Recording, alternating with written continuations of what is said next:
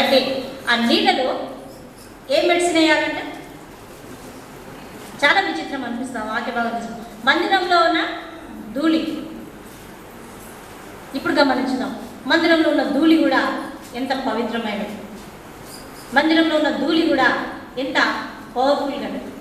యాజకుడు ఎంతో ప్రార్థనాపూర్వకంగా ఆ నీళ్ళలో మందిరంలో ఉన్న ధూళి ఆమెకు వేసి తాగించినప్పుడు నిజంగా పాపం చేసిన స్త్రీ ఉంటే ఆమె పడిపోయినట్టుగా, ఒకవేళ ఆమె ఎటువంటి పాపం చేయకుండా ఉండి కేవలం భర్త ఆమె మీద నేరారోపణ చేస్తే ఆమె చాలా ధైర్యంగా నిలబడగలిగినట్టుగా మనం చూస్తాం. 27వ వచనంలో 5వ అధ్యాయం 27వ వచనంలో చూస్తాం. 27వ వచనం.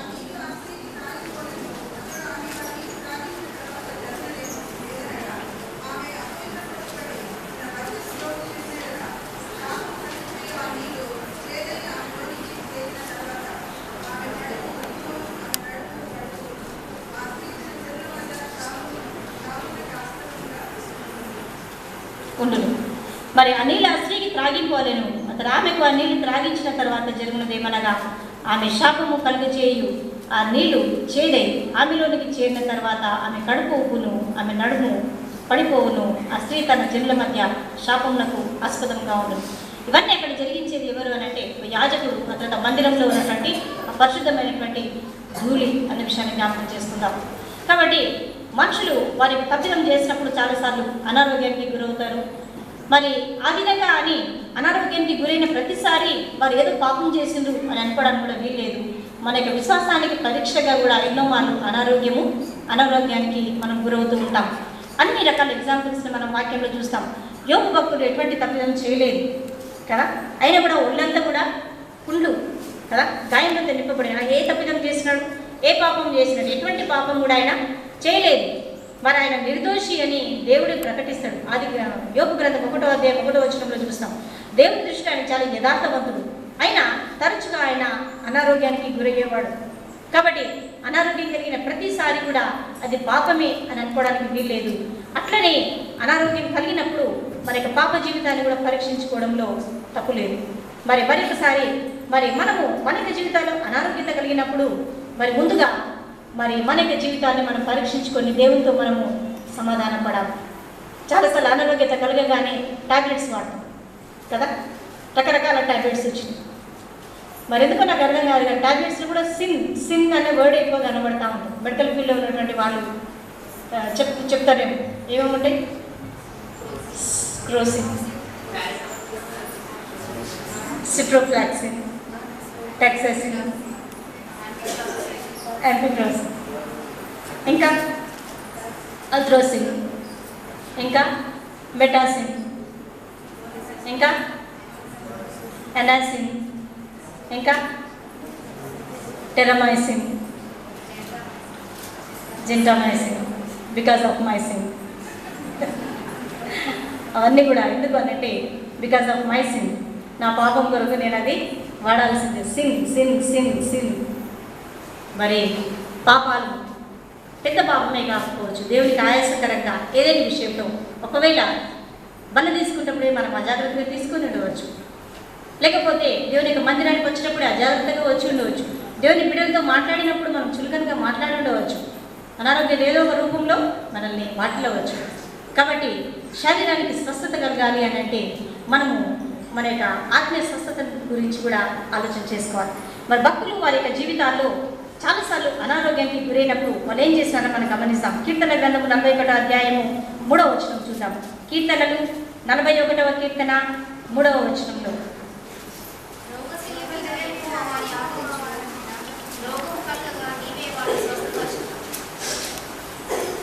కీర్తనలు 41వ కీర్తన 3వ వచనంలో రోగశయ్య మీద యెహోవా వారిని ఆదరించును, రోగం కలగగా నీవే వారిని స్వస్థపరచును. రోగశయ్య మీద నన్ను ఆదరించేది ఎవరు? దేవుడు మాత్రమే. అంత మాత్రమే కాదు, రోగం కలగగా మనల్ని స్వస్థపరిచేది ఎవరు? అక్కడ టాబ్లెట్స్ మెడిసిన్ కాదు, కానీ దేవుడే మనల్ని స్వస్థపరచాలి. ప్రియమైన దేవుని బిడ్డ, నీ జీవితంలో నీకు అనారోగ్యత కలిగినప్పుడు అటు ఇటు పరుగులెత్తవద్దు. మోకాళ్ళు నీ ఉన్న స్థలంలోనే నీ యొక్క అనారోగ్యత కొరకు నువ్వు ప్రార్థించు. దేవుడు నీకు స్వస్థత ఇస్తాడు, దేవుడు నీకు ఆరోగ్యం ఇస్తాడు, దేవుడు నీకు బలం ఇస్తాడు, దేవుడు నీకు శక్తి ఇస్తాడు. దేవుడిని ఆరోగ్యంగా ఉంచడానికి తన కొరకు ఒక బలమైన సాక్షిగా నేను వాడుకోవడానికి దేవుడు ఇష్టపడుతూ ఉన్నాడు. ఆ సంగతి మర్చిపోయి అనారోగ్యత కలగగానే ఎవరెవరో గుర్తొస్తారు. Sister, brother, today's Christianity is floating and oil. ఎంత ఆయిల్ తాగితే ఎంత స్వస్థత కలుగుతుంది? ఏమి కలుగుతుంది? నా జన్మలకు స్వస్థత కలగకపోయాను. నీకు స్వస్థత ఎప్పుడు కలుగుతుంది అంటే నువ్వు ఉన్న స్థలంలోనే, నువ్వు మోకాళ్ళలోని నీ యొక్క అనారోగ్యత కొరకు నువ్వు ప్రార్థించు, దేవుడు నీకు స్వస్థత ఇస్తాడు. ఇంతకుముందు ఒక సంఘంలో ఒకసారి ఒక షాప్ నేను కొనడానికనే వెళ్ళినాను. మరి ఆ షాప్ దగ్గరికి మా యొక్క సంఘస్థులు ఒక అతను అక్కడికి వచ్చినాడు. ఆయన కూడా చాలా బిజీగా ఉన్నాడు. ఆయన చూడగానే ప్రెసిడెంట్ వాసమ్మ గారు అని, మా బాబుకి ఎగ్జామ్స్ ఉన్నాయి, మీరు ప్రేయర్ చేయండి. సరే చదవట్లేదు, బాగా ప్రేయర్ చేయండి అంటే నేను నవ్వి ఒక చిన్న విషయం అడగొచ్చాను మళ్ళీ. అడగండి వాసమ్మ, మీరు ప్రేయర్ చేసిండ్రా మీ బాబు కొరకు అని? మీ బాబు కొరకు మీరు ప్రేయర్ చేసిన ఎగ్జామ్స్ వస్తున్నాయి. ఆయన నవ్విండు. మాతో చాలా సన్నిహితంగానే ఉన్నాడు. ఆయన చేయలేదు, యథార్థంగా చెప్తున్నాను, నేను చేయలేదు. నేను చెప్పినాను, నేను పాస్టర్ను, మీ కొరకు మీ కుటుంబం కొరకు ప్రార్థించాల్సిన బాధ్యత భారం నాపై ఉన్నది కాబట్టి నేను తప్పకుండా ప్రార్థిస్తాను. కానీ మీరు కూడా ప్రార్థించండి. మీ యొక్క ప్రార్థన మీ కుటుంబానికి ఎంతో అవసరం. చాలాసార్లు ప్రార్థించాలి అనే విషయాన్ని మనం మర్చిపోయి ఎన్నో లోక సంబంధమైన ప్రయత్నాలు చేస్తూ ఉంటాం. కానీ ఒక్క నిమిషం మీరు ఆగి ఆ స్థలంలో మీరు ప్రార్థించండి. అది ఒక రోడ్ అయినా సరే, ఒక బహిరంగ ప్రదేశమైనా సరే, జనులందరూ గుంపు కూడి ఉన్న ప్రదేశమైనా సరే, ఏమాత్రం భయపడవద్దు. దేవుని బిడ్డగా విశ్వాసంతో ఆ స్థలంలో నిలబడి ప్రార్థన చేయి. ఎటువంటి అనారోగ్యత ఆ స్థలంలో నీకు వాటిల్లినా కూడా నీకు స్వస్థత కలుగుతుంది. దేవుడు నీకు సహాయం చేస్తాడు. దేవుడు ఇచ్చే సహాయం ఎటువంటిది అని అంటే ఇమీడియట్ హెల్ప్. నిన్న మేము హౌసింగ్ బోర్డులో ఉన్న మన యొక్క సంఘస్థుల కుటుంబాన్ని దర్శించడానికి వెళ్ళినాం. సగం దూరంలో పెట్రోల్ అయిపోయింది. సార్ పెట్రోల్ పంపించుకోవడానికి వెళ్ళిపోయినాడు. సార్ ఇప్పుడు నువ్వు వాళ్ళ ఇంటికి వెళ్ళు, నేను వచ్చేస్తాను. అది తెలీదు. ఆ సందులలో అక్కడక్కడ నేను వెళ్తా ఉన్నాను. ఎందుకో సెల్ ఇట్లా చూసుకుంటే ఛార్జింగ్ మొత్తం అయిపోయింది. నాది ఒక్క పాయింట్ మాత్రమే ఉందన్నమాట. ఇప్పుడు స్ట్రీట్స్ కూడా నాకు సరిగా తెలియదు. కనీసం పాస్ గారితో కమ్యూనికేషన్ కూడా తెగిపోతుందేమో అని భయం అయింది. సెల్ చేతిలో పెట్టుకొని ప్రేయర్ చేస్తా ఉన్నాను, ప్రభా ఈ ఒక్క పాయింట్ పాస్ గారు వచ్చారు, ఆ పాయింట్ అయిపోకూడదు, కమ్యూనికేషన్ ఉండాలి కాబట్టి నేను ఎక్కడ ఉన్నానో చెప్పాలి. అప్పటికి నేను ఆ ఇంటి వరకు వెతుకుతూ ఉన్నాను కానీ అది దొరకట్లేదు. చాలా భయం అనిపించింది. మరి ఇక్కడ మన ఈ ఏరియా వరకు అయితే పరిచయం కదా, చాలా దూరం కదా, అక్కడ ఇల్లు సందులన్నీ కూడా సేమ్ అనిపిస్తూ ఉన్నాయి. అప్పుడు అదే సందు దగ్గర నిలబడి నేను ప్రేయర్ చేస్తున్నాను, ప్రభు దీంట్లో ఆ ఛార్జింగ్ మాత్రము అయిపోకూడదు. నేను ఇక పరిశుద్ధ స్థలంలో నిలబడి చెప్తున్నాను, చాలా సంతోషంతో చెప్తున్నాను. ప్రేయర్ చేసినాక ఇట్లా చూసుకుంటే 2 పాయింట్స్ వచ్చింది. హల్లెలూయా, దేవుని స్తుతి. నిజంగా చాలా ఆశ్చర్యం అనిపించింది. ఆ 2 పాయింట్స్ ఎప్పుడైతే ఛార్జింగ్ మళ్ళీ పెడితే ఇంకొంచెం అది ఇంక్రీజ్ అవుతుంది కదా, పవర్ ఇంక్రీజ్ అయ్యి 2 పాయింట్స్ రావాలి. అక్కడ ఏమీ లేదు, కేవలం ఒకటే ఒక పాయింట్ ఉంది. అసలు అది కూడా ఇంకోసేపు అయితే అయిపోతుందేమో, కంప్లీట్గా సెల్ స్విచ్ ఆఫ్ అయిపోతుందేమో అనుకున్నాను. కానీ బలంగా నేను దేవుని సన్నిధిలో భయంతో వణుకుతో కూడా నేను ప్రార్థించినాను. మరి 2 పాయింట్స్ ఆ సెల్లో చూసినప్పుడు ప్రభు నువ్వు ఎంత బలం కలిగినటువంటి దేవుడు.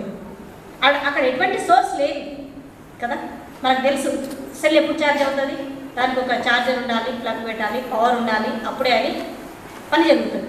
అయినా సరే నిస్సహాయ పరిస్థితిలో ఉన్నప్పుడు ఎటువంటి సాధనాలు లేకుండా కూడా దేవుడు గొప్ప సహాయతను మనకు అందించి దేవుడు అయించున్నాడు.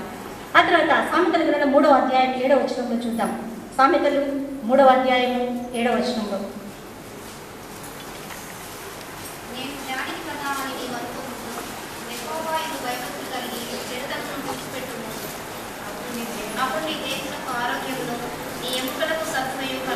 మన యొక్క దేహంలో మంచి ఆరోగ్యం కలగాలి, మన యొక్క ఎముకలకు మంచి సత్తువ కలగాలి అని అంటే మనం ఏం చేయాలి? ఈ మధ్య కొన్ని పౌడర్స్ వచ్చినాయి, నార్ కదా. నార్ అంటే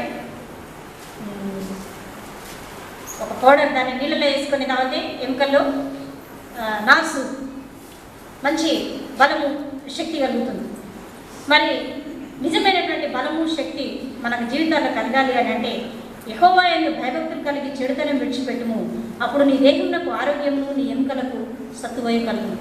మంచి ఆరోగ్యంతో నువ్వు జీవించాలని ఆశపడుతున్నావా? నీ ఎముకల్లో సత్తువ కలగాలని ఇష్టపడుతున్నావా? నీ దేహంలో మంచి ఆరోగ్యం కలిగి ఉండాలని ఇష్టపడుతున్నావా? అయితే నీ జీవితంలో ఉన్నటువంటి చెడుతనాన్ని నువ్వు విడిచిపెట్టాలి. నీ జీవితంలో ఏదైతే నీకు చెడుగా అనిపిస్తుందో, పరిశుద్ధాత్మ దేవుడు వాక్యాన్ని వించినప్పుడు ఏ విషయాల్లో నిన్ను మరి సరిదిద్దుతున్నాడు, ఆ పాపాన్ని నువ్వు ప్రక్కకుంచాలి. ఏది పాపంగా దేవుడు నీకు చూపిస్తున్నాడు, ఏ విషయంలో దేవుడు నిన్ను గద్దిస్తున్నాడు, ఆ జీవితంలో మరి నీ జీవితంలో ఆ విషయాన్ని సరి చేసుకోవాలి. అప్పుడే నీ దేహానికి ఆరోగ్యము, నీ ఎముకలకు సత్తువయు కలుగుతుంది. అంత మాత్రమే కాదు, మరి మనకి శరీరానికి మంచి ఆరోగ్యం కలగాలి అని అంటే తల నుంచి కాలు వరకు మనకి ఎంతోమంది స్పెషలిస్టులు ఉన్నారు. జుట్టు పోతుందా? ఎవరిని కలవాలి? డెర్మటాలజిస్ట్ కదా. స్కిన్ పాడైతే స్కిన్ స్పెషలిస్ట్. ఈఎన్టీ అంటే ఇయర్, నోస్, థ్రోట్ కదా. మన శరీరంలో ఒక్కొక్క అవయవానికి ఒక్కొక్క స్పెషలిస్ట్ ఉంది డాక్టర్ కదా. మరి వాక్యంలో పై నుంచి తల నుంచి కింది వరకు సర్వ అవయవాలకు స్వస్థత కలగాలి అని అంటే దేవుని యొక్క వాక్యం ఏమని సెలవిస్తుందంటే సామెతల గ్రంథం 4వ అధ్యాయం 20వ వచనంలో చూద్దాం. సామెతలు 4:20 వచనంలో,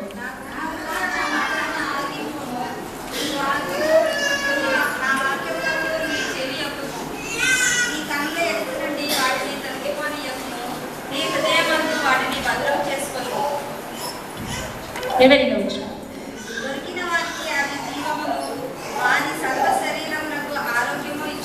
చలండి. మరి సర్వ శరీరం మొత్తానికి కూడా ఆరోగ్యం కలగాలి అని అంటే ఏం చేయాలి అని అంటే దేవుని యొక్క మాటల్ని వినాలి. దేవుని యొక్క మాటల్ని వినాలి. వాక్యం ఎప్పుడైపోతే ఎప్పుడు బయటికి వెళ్ళిపోదామా అని ఉండకూడదు. దేవుని యొక్క మాటల్ని వినాలి. మనం ఆదివారం సిద్ధపడి ఇక్కడికి వచ్చేది ఎందుకు అంటే మన హృదయాలను పరిశుభ్రపరచుకోవడానికి ఒక స్థలానికి మనం వస్తాం. Church is not a museum with saints. పరిశుద్ధులు అందరూ ఉండే ఒక మ్యూజియం కాదు ఇది. సాలజన్ మ్యూజియం కాదు ఇది చూడడానికి. But it's a hospital for the sinners.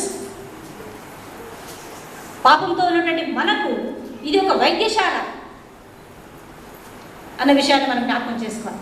చర్చికి వెళ్తే అందరు భక్తులు కనిపిస్తారు, భక్తులందరినీ చూసి ఇంటికి వచ్చేయచ్చు, ధరించుకోవచ్చు అని కాదు. It's not a museum of saints but it's a hospital for the sinners. ఒక పాపిగా ఈ స్థలానికి వచ్చి మనము స్వస్థత పొందుకోవాలి.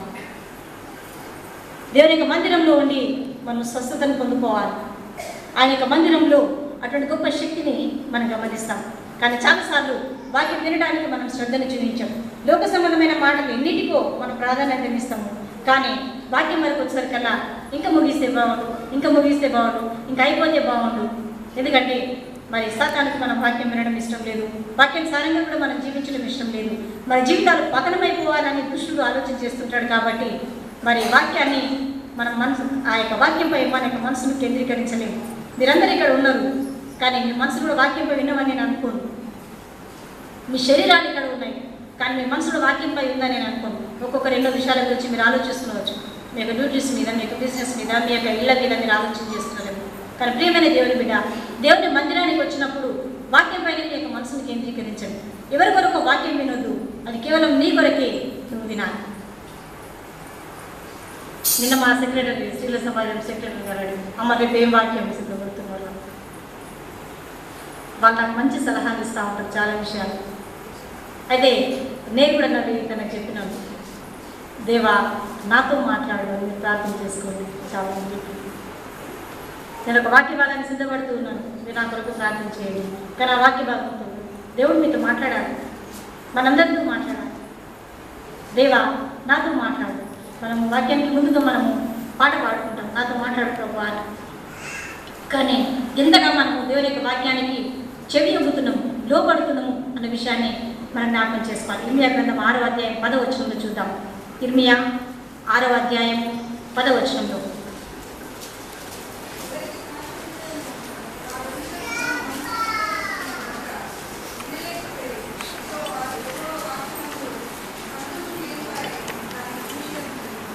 చదండి. మరి విందురని నేను ఎవరితో మాట్లాడేదేను? 6వ అధ్యాయం 10వ వచనంలో విందురని చేసేదను? ఎవరు వాక్యం చెప్పాలి? సాక్ష్యం అంటే ఎవరు చెప్పాలి? వారు వినుటకు తన మనసు సిద్ధపరచుకోలను కనుక వినలేకపోయింది. ఇదిగో వారు యెహోవా వాక్యమందు సంతోషం లేని వారై దాన్ని తృణీకరించారు. ప్రోగ్రాం అందరిలో అన్ని విషయాల పట్ల ఆసక్తి ఉంటుంది. పాటలు చాలా చక్కగా పాడతారు, మరి ఇంకా పాడేటప్పుడు వినిపించేటప్పుడు చాలా వినడం అంటే కూడా చాలా ఇష్టం. మిగతా ఆరాధన కార్యక్రమం అన్నీ బాగుంటాయి. కానీ వాక్యం వినేసరికి వచ్చేసరికల్లా దాన్ని ఎందుకు సంతోషం లేక దాన్ని తృణీకరించారు. వాక్యం మాత్రం వినడానికి మన హృదయాలను మనము సిద్ధపరచుకోము. ఎప్పుడైతే వాక్యానికి దూరం అవుతామో అప్పుడు గుర్తుంచుకోవాలి, మన జీవితాలు భ్రష్టత్వానికి దారి తీస్తున్నాయి అని. లోక సంబంధమైన పాపాలకు మేము దారి తీస్తున్నాము అన్న విషయాన్ని మనం జ్ఞాపకం చేసుకోవాలి. వాటి నుంచి కాపాడటం కొరకు దేవుడి యొక్క వాక్యాన్ని దేవుడు మనకు అందిస్తూ ఉన్నాడు అనే విషయాన్ని జ్ఞాపకం చేసుకోవాలి. మరి యొక్క స్వస్థతలో శారీరక స్వస్థత మొదటిది, ఆ యొక్క స్వస్థత గురించి మనం గమనించాం. రెండవదిగా చివరికి ఆత్మీయ స్వస్థత గురించి మనం ఆలోచన చేద్దాం. ప్రస్తుత రోజుల్లో జనాలందరూ కూడా శారీరక స్వస్థత గురించి ఎంతగానో ప్రయాసపడుతూ ఉన్నారు. మన పితరులు కూడా ఎక్కువ కాలం జీవించినట్టుగా మనం చూస్తున్నాం. కానీ మరి ఆత్మీయ స్వస్థత గురించి కూడా మనం ఆలోచన చేయాలి. ఒక వ్యక్తి ఆరోగ్యంగా ఉండవచ్చు, 90 ఏళ్ళు వచ్చిన ఆరోగ్యం ఉండవచ్చు, బీపీ ఉండకపోవచ్చు, షుగర్ ఉండకపోవచ్చు, సంపూర్ణ ఆరోగ్యంగా ఉండవచ్చు. కానీ వారి యొక్క ఆత్మీయ జీవితము రోగగ్రస్తమైనదిగా ఉండవచ్చు. వాళ్ళకి ఇంకా ప్రార్థన లేకపోవచ్చు, వాక్యం లేకపోవచ్చు, వాళ్ళ జీవితాల్లో చీకటితో ఆవరించిన జీవితం వాళ్ళు ఉండవచ్చు.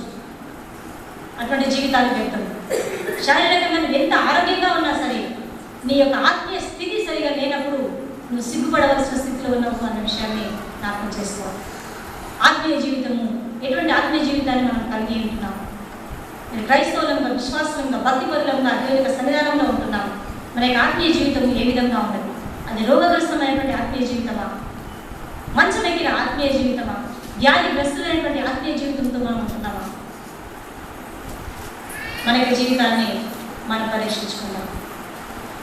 శరీర భాగాలన్నింటిలో కూడా వాక్యం సెలవించేది ఏంటంటే ఘోరమైన వ్యాధి ఉన్నటువంటి పార్ట్ ఏది? మనకు ఘోరమైన వ్యాధి ఉన్న ప్రదేశం ఏది? హృదయం అని చెప్తాము. దేవుని యొక్క వాక్యం ఇర్మియా గ్రంథము 17వ అధ్యాయం 9-10 వచనాలు చూస్తాం. హృదయము ఘోరమైన వ్యాధి కలదు. హృదయము ఘోరమైన వ్యాధి కలదు. ఆత్మీయంగా నీ హృదయం ఏ విధంగా ఉంది? ఎంత మోసకరమైనది మన హృదయం. అటు మోసకరమైన హృదయాన్ని ఈ కొద్ది కాలంలో దేవుడు గమనిస్తున్నాడు. ఎంతో మోసకరమైనది నా మనసు అంతరంగా, పాపతలంపులు నీకే తెలుసు.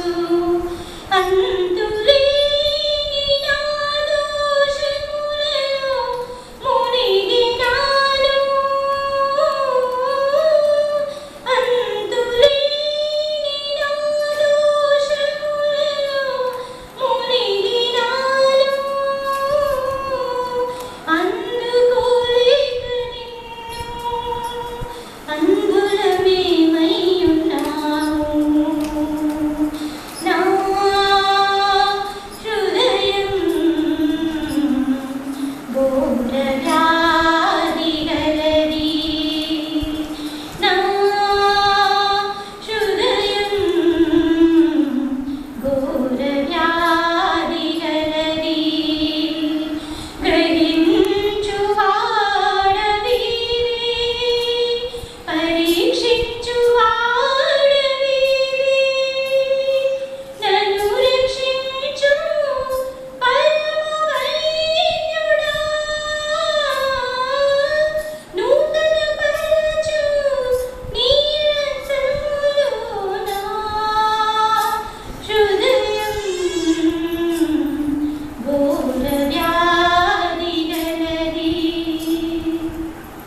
మోసకరమైన మనసుతో ఈరోజు నువ్వు దేవుని ఆలయంలో కూర్చున్నావా? ఘోరమైన వ్యాధి గల హృదయంతో ఈరోజు దేవుని యొక్క సన్నిధానంలో నువ్వు కూర్చున్నావా? ఎటువంటి హృదయం నువ్వు కలిగి ఉన్నావు? నేను పరీక్ష చేసుకో. పైకి చాలా ఆరోగ్యంగా నువ్వు కనబడుతున్నావు, పైకి చాలా స్వస్థత కలిగి ఉన్నటువంటి బిడ్డగా నువ్వు కనబడుతున్నావు. కానీ లోపల ఎటువంటి గాయములు, ఎటువంటి దువాసనతో, ఎటువంటి అనారోగ్యం చేత నీ హృదయం నింపబడి ఉన్నదో నీ యొక్క బుద్ధి పాడైన స్థితిలో నువ్వు జీవిస్తున్నావు, నీ యొక్క మనసు పాడైన స్థితిలో నువ్వు జీవిస్తున్నావు, నీ యొక్క బుద్ధికి కూడా స్వస్థత అవసరమైంటున్నావు. తప్పిదం చేసినప్పుడు, పొరపాటు చేసినప్పుడు, ఎందుకు చేసిన పొరపాటు అంటే ఏదో బుద్ధి గడ్డి తిరిగి చేసినామండి అని చెప్పి. నిజమే, ఏదైతే తోటలో దేవుడు చక్కగా ఆదామవాళ్ళు ఉంచినప్పుడు పాపం ఎందుకు చేసింది అక్కడ? నిజం కాదు, ఆ బుద్ధి గడ్డి తింది. కాబట్టి మన బుద్ధికి కూడా ఏం కలగాలి అంటే స్వస్థత కలగాలి, స్వస్థ బుద్ధితో మనం జీవించగలగాలి. తీతు పత్రిక 2వ అధ్యాయం 13వ వచనంలో ఒకసారి చూద్దాం. తీతు 2వ అధ్యాయం 10వ వచనంలో,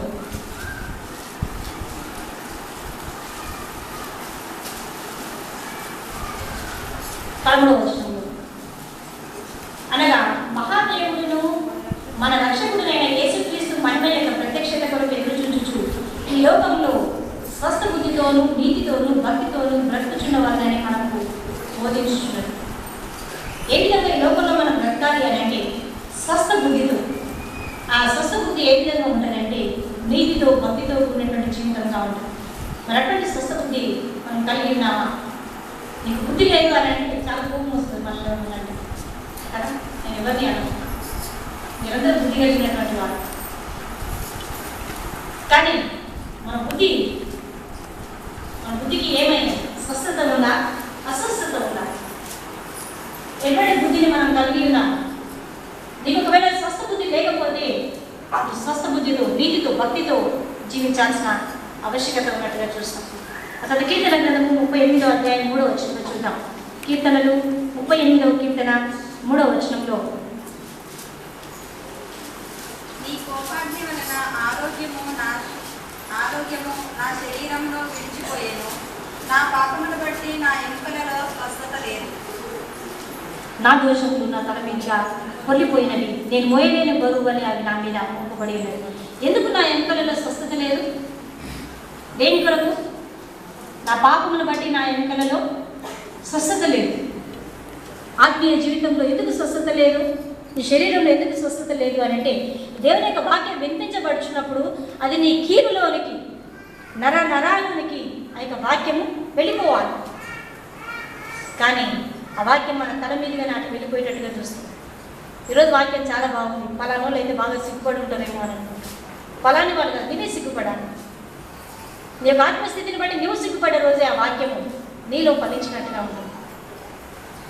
నీ యొక్క ఆత్మీయ స్థితి ఏ విధంగా ఉంది? నా పాపం బట్టి నా ఎముకలలో స్వస్థత లేదు. నాలో పాపం లేదు అని మనం చెప్పుకోవడానికి వీల్లేదు. ఏదో ఒక రకమైన పాపం చేత మనము వేదన పడుతూ ఉన్నాం. నేను చాలా శుభ్రంగా ఉన్నాను అని అనుకుంటామా? చాలాసార్లు మనం స్నానం చేసి బయటికి వెళ్ళి వచ్చినాక ఇంకా నేను శుభ్రంగానే ఉన్నాము అన్న ఫీలింగ్లో ఉంటామా? లేదు. బయట ఎంతో దుమ్ము ధూళితో ఉన్నటువంటి ప్రదేశాల్లో మనం జీవిస్తున్నాము, తిరుగుతూ ఉన్నాము, పనులు చేస్తూ ఉన్నాం. కాబట్టి తప్పకుండా అపరిశుభ్రత కూడా మన మీద ఉంటుంది. లోకంలో మనం జీవిస్తున్నాం కాబట్టి ఏదో ఒక రకమైన పాపం మనల్ని అంటుకొని ఉంటుంది. అందుకే దావీదు మహారాజు 51వ కీర్తనలో తను చెప్పారు, పాపంలోనే నా తల్లి నన్ను గర్భంలో ధరించింది కదా. పాపంలో జన్మించినటువంటి నీవు నేను మరి ఆ యొక్క పాపాన్ని ఇంకా మనం ఒడిలో ఉంచుకొని జీవించాల్సిన అవసరం లేదు. తప్పు చేసినవా, పాపం చేసినవా, దేవునితో మనం సరిదిద్దుకోవాల్సినటువంటి వారం ఉంటున్నాం. అప్పుడు మన దేహంలో స్వస్థత కలుగుతుంది, ఆరోగ్యం కలుగుతుంది. ఎందుకనంటే ఈ యొక్క స్వస్థత, ఈ యొక్క ఆరోగ్యము కేవలము మరి ఆ యొక్క దేవుని మనము ప్రార్థించి మనం అడిగి వేడుకున్నప్పుడే దేవుడు మనకు వాటిని అనుగ్రహించి దేవుడే ఉంటున్నాడు.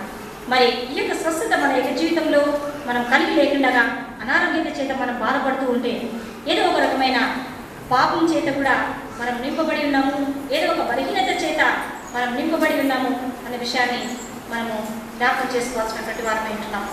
ఎందుకనంటే చాలాసార్లు అనారోగ్యత కలిగినప్పుడు మరి వారి యొక్క బెడ్స్ దగ్గర, వారి యొక్క పడకల దగ్గరికి వెళ్ళి మేము వారిని పలకరించినప్పుడు మరి మన యొక్క సంఘంలో అనారోగ్యం చేస్తున్నటువంటి వాళ్ళు కూడా తప్పకుండా వాళ్ళు వాడే ఆ యొక్క పదం నాకు చాలా బాధాకరంగా అనిపిస్తే ఏమంటే, వాస్తవం నాకు దేవుడు ఆరోగ్యం ఇస్తే నేను తప్పకుండా మందిరానికి వస్తున్నాను, చాలా సంతోషం అనిపిస్తుంది. ప్రభావ తప్పకుండా వీళ్ళని స్వస్థపరచు, తప్పకుండా నీ మందిరానికి నడిపించు అని. ఎందుకంటే అనారోగ్యం ఉన్నప్పుడు హాస్పిటల్లో ఆదివారం కూడా మీరు గడిపినప్పుడు చాలా బాధాకరంగా ఉంటుంది. ఈరోజు సండే కదా, అయినా నేను హాస్పిటల్లో ఉన్నా కదా, నేను ఉండాల్సింది దేవుని మందిరంలో కదా అన్న బాధ మీ లోపల నేను చూస్తున్నాను. నా జీవితం కూడా నేను అనుభవించినాను. దేవుని మందిరంలో ఉండాలి అని ఇష్టపడతాను.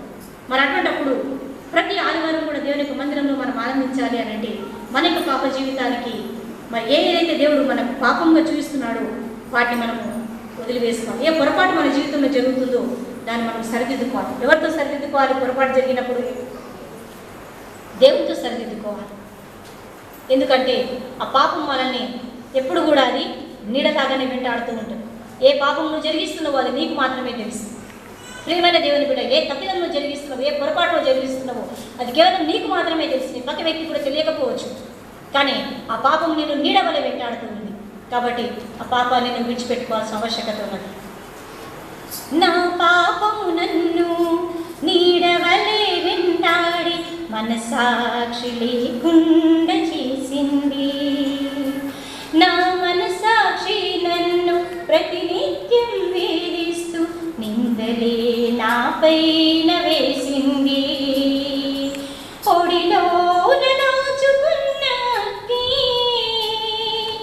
ఒళ్ళంత కాల్చుడని తెలిసి బుద్ధిహీనతతో భ్రష్టుడనయ్యాను. పొరపాటు జరిగింది నాతో, సరిదిద్దుకుంటాను నీతో. తప్పు చేశాను నేను, ఒప్పుకుంటున్నాను. నా పాపములకై క్షమాభిక్షకై దయామయుడ నిన్ను వేడుచున్నాను. నా పాపములకై నా క్షమాపణకై దయామయుడ నిన్ను వేడుకుంటున్నాను. పొరపాటు జరిగింది నాతోటి, అది కేవలం నీతోటే నేను సరిదిద్దుకుంటాను ప్రభువా అని మనం దేవుని మనం ప్రార్థించుకోవాల్సినటువంటి వారమై ఉంటున్నాం. ఎటువంటి పొరపాటుని ఈ యొక్క సమయంలో దేవునికి ఎత్తి చూస్తున్నాడు. దేవుని సన్నిధానంలో అది ఒప్పుకొని విడిచిపెట్టు. దేవుడు నీకు స్వస్థతను అనుగ్రహిస్తాడు. చివరిగా కేవలము ఒక్క వచనాన్ని మాత్రం చదువుకొని మనం ముగించుకుందాం. ఇర్మియా గ్రంథము 46వ అధ్యాయము 11వ వచనంలో, ఇర్మియా 46వ అధ్యాయము 11వ వచనంలో ఉన్నటువంటి వాక్య భాగాన్ని మనం చదువుకుందాం. ఐగుప్తు కుమారి కన్యక గిలాదుకు వెళ్ళి గుగ్గిలము తెచ్చుకొనుము. విస్తారమైన ఔషధములు తెచ్చుకొనుట వ్యర్థమే, నీకు చికిత్స కలగదు. ఐగుప్తు కుమారి కన్యక గిలాదునకు వెళ్ళి గుగ్గిలము తెచ్చుకున్నాము. గుగ్గిలం దొరికే ప్లేస్ ఏది అని అంటే కేవలం గిలాదు మాత్రమే. నీ జీవితానికి నా జీవితానికి గిలాదు మన యొక్క సంఘమే. విస్తారమైన వాక్యం, దేవుడు చక్కటి వాక్యాన్ని ఇక్కడ ఉంచినాడు. దేవుడు వైద్యులను ఇక్కడ ఉంచినాడు. కాబట్టి ఐగుప్తు కుమారి కన్యక గిలాదునకు వెళ్ళి గుగ్గిలము తెచ్చుకోను. ఇక్కడున్న గుగ్గిలము, ఇక్కడున్న మెడిసిన్ని మనం వదిలిపెట్టి ఇక్కడికి వెళ్తున్నాము. విస్తారమైన ఔషధములు తెచ్చుకున్నట వ్యర్థమే, నీకు చికిత్స కలగదు. విస్తారమైన ఔషధాల కొరకు నువ్వు ఎక్కడెక్కడికో వెళ్తూ ఉండవచ్చు, నీకు చికిత్స కలగదు, నీకు స్వస్థత కలగదు. నీకు నీ జీవితానికి గుగ్గిలం దొరికే ప్లేస్ దేవుడు నీకు ఒక చక్కటి సంఘాన్ని అనుగ్రహించినాడు. ఇక సంఘాన్ని వదిలి నువ్వు ఎక్కడికి వెళ్ళవద్దు. ఈ స్థలంలోనే నీకు స్వస్థత, ఈ స్థలంలోనే నీకు ఆశీర్వాదము, ఈ స్థలంలోనే నీకు ఐశ్వర్యము, ఈ స్థలంలోనే నీకు సంపద దేవుడు అనుగ్రహించబోతున్నాడు. దేవుడు మనల్ని మన కుటుంబాన్ని ఎంతగానో ఆశీర్వదించినాడు. ఒకప్పుడు ఏ విధంగానే ఉన్న మనము ఈరోజు ఎంతగానో ఆశీర్వదింపబడ్డాం. ఎక్కడ? ఈ స్థలంలోనే, ఈ సంఘంలోనే ఆశీర్వదింపబడి ఉంటున్నాం. కన్యక కుమారి గిలాదులకు వెళ్ళి గుగ్గిలం తెచ్చుకున్నాము. ఇదిగో దేవుడు గుగ్గిలం అనగా మెడిసిన్ అనగా ఆ వాక్యాన్ని దేవుడు నీకు ఈ స్థలంలోనే దేవుడు నీకు అందిస్తున్నాడు. ఈ స్థలంలో వినిపించబడే వాక్యం ద్వారా నీ జీవితంలో స్వస్థత కలగాలి. మనమందరము అదేవిధంగా ఇర్మియా గ్రంథం 17వ అధ్యాయం 14వ వచనాన్ని చదువుకుందాం అందరం కలిసి. ఇర్మియా గ్రంథము 17వ అధ్యాయము 14వ వచనాన్ని అందరం కలిసి చదువుకుందాం. 17వ అధ్యాయము 14వ వచనం.